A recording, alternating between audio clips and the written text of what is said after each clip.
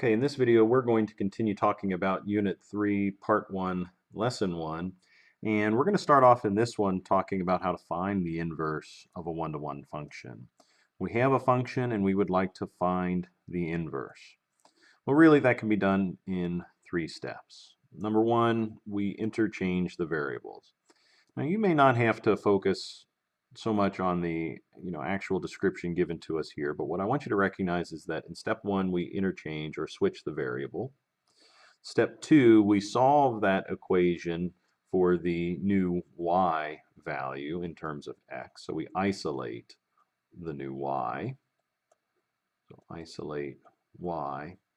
And then for step 3, and this is really important, we should always check our result by using that test that we had just a minute ago.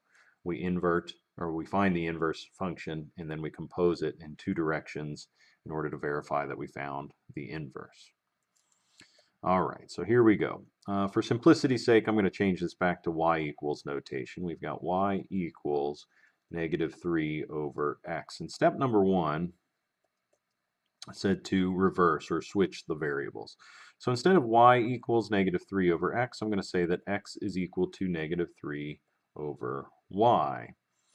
Step 2 then says to isolate the y variable.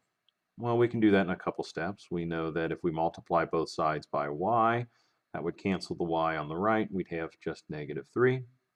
Then we can divide both sides by x, and we have y equals -3 over x. Now, what's really important to note, especially if we switch the variables like we did here, the y in this position is not the same as the y in that position. I really want to stress that here. These two are not the same y. Because remember, at the top, this y value was representing f of x. At the bottom, this y value represents the inverse of f of x. So we used the letter y in both cases, but they mean 2 different things. And this particular example is even more interesting because the result that we got for the inverse ended up being the same as the original function. And so this is pretty impressive, I think, that we're claiming that the original function is its own inverse, and that's even more unusual than one-to-one functions. But we think we've got a solution now, so let's go ahead and move on to step number 3 in the process, and let's check. Let's start with the function f and evaluate it at the inverse of f. That would be my original function, -3 over something. And that something happens to be my inverse, -3 over x. And we should be able to simplify. I don't like dividing by fractions, so I'm going to rewrite this as -3 over 1 times the reciprocal of this, which would have been x over -3. And as I multiply by the reciprocal, instead of dividing by a fraction, I am indeed left with plain old x. So that's our first test. The second test is to do the opposite. Does f inverse at f of x also produce the same result? Well, of course it will, because the two are self-invertible here. At least that's our claim. And if I do the same math as I did before, multiplying by the reciprocal, I get these -3's to cancel, and we're again left with x. So certainly we have found a good solution. While f of x is this original function, f inverse of x is also the same thing.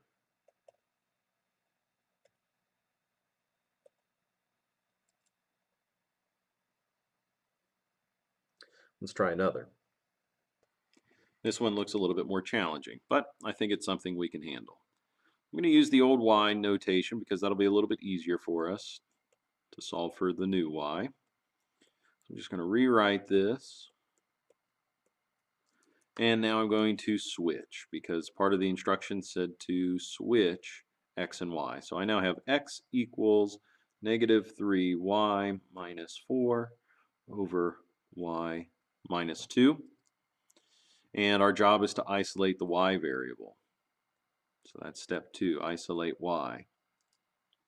And this is going to take a little bit of algebra here, but we can make it happen. I'm going to multiply both sides by y minus 2 first. So I have x times y minus 2 on the left, a negative 3y minus 4 on the right. So I multiplied both sides, got it to disappear from the right. I think I'll go ahead and distribute here. So now I have xy minus 2x equals negative 3y minus 4. I'm running out of room, so I'll continue up here. I think the next thing that I'll do is I'll move this 3y, this negative 3y, over here to the left so that I have all of my y's on one side of the equation. Then I'm also going to move this negative 2x to the right. Now when we move, we use the opposite notation, so I'm now left with xy plus 3y equals positive 2x minus 4. And now I notice I have a common variable y, so I'll factor it out, and I'm left with x plus 3 in that grouping symbol equals 2x minus 4. And now to isolate y, I'll divide both sides by x plus 3. So now I have 2x minus 4 over x plus 3. And again, this y value and this y value are not the same. So one thing that I like to do is I like to show the inverse notation right away. So I would say f inverse of x is equal to 2x minus 4 over x plus 3. So there's the inverse, there's the original function, we think. So the last thing that we have to do is to verify that. Now on your handout you might be running out of room, so you may want to do this on a separate sheet of paper. I realize that this would have been cut off, I think, this far to the right on the page. But we do need to check. Step 3 is really important. We do need to check and verify that we did find the inverse. And we do that in two directions. We'll take the original function and evaluate it at the function inverse and simplify, and then we'll take the inverse function, evaluate it at the original function, and simplify. We hope that both of these will end up equaling x. So let's see. All right, so the original function was negative 3 times something minus 4 over something minus 2. The something is no longer x, but it's the entire equation or function, 2x minus 4 over x plus 3. And again, 2x minus 4 over x plus 3. When I distribute in the numerator, I'll end up with negative 6x minus 12. Actually, it becomes a plus 12. I'm doing this distribution here. Remember, when you've got a coefficient in front of a fraction, that really only distributes to the numerator. So we've got negative 6x plus 12 over x plus 3 minus 4, and all of that is still over 2x minus 4 over x plus 3 minus 2. So all that work with complex fractions in Algebra 2 would be paying off right now. Well, in order to complete the subtraction in both the numerator and the denominator of this fraction, we have to find a common denominator. And in this case, that would be x plus 3. So I'll multiply by the fraction x plus 3 over x plus 3. And down here, I need to multiply by x plus 3 over x plus 3 as well. If I distribute simultaneously, recognizing that I'm going to get a common denominator when I'm done in a moment, I'll have the 6x plus 12, and then minus 4x minus 12. All of that would occur from the numerator after the distribution is done. And in the denominator, I have my 2x minus 4 minus 2x minus 6 over x plus 3. And again, I'm obtaining that by distributing and combining like terms, or preparing to combine like terms, I should say. This 12 minus that 12 is going to cancel. This 2x minus this 2x is going to cancel. And the fact that I've got a denominator of x plus 3 here over this large denominator bar here separates the two fractions. When the two denominators are the same, those are going to cancel. So this x plus 3 group is going to cancel with this x plus 3 group.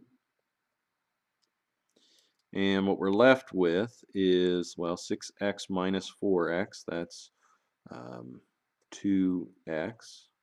And then we've got, oops, wait a minute, that was a negative 6x. I'm looking back here. Negative 6x minus 4x is negative 10x. Negative 4 minus 6 is negative 10, which ends up equaling x by itself. Whew, that was a lot of work. That's a big, nasty, complex fraction that had to be simplified, but we ended up seeing that this thing did reduce to the value of x. And you'd like to think that we're done now, but we're not, because we have to go through the same trouble in an alternate direction. So rather than go through that whole video, I'm going to just pause it right now and show you the work that I would complete for that step.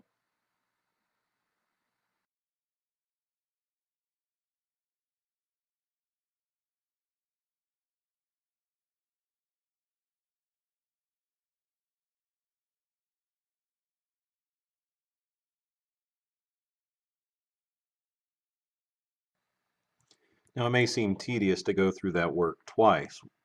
Why do we have to verify the function in both directions? Well, the reason for that is because if we're going to use one function to completely undo, or if we're going to use one function to solve another function, we need to make sure that it works in both directions, that it is flawless in its intent. And that's what's been done when the logarithm function has been developed. So the logarithmic function is used to undo any exponential function.